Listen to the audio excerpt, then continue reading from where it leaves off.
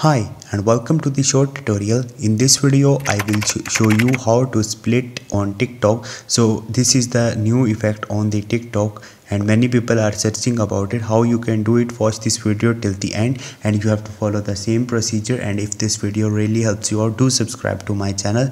So first of all, you have to open your TikTok mobile application and you have to upload the video you want to give a split effect. So video is here. Now you have to click on the effects, and in the effect you will see a split option on the right bottom. So you have to click on it, and here you will see different option like 4, 6, 9, 2, 3 and mixed. So you can select any.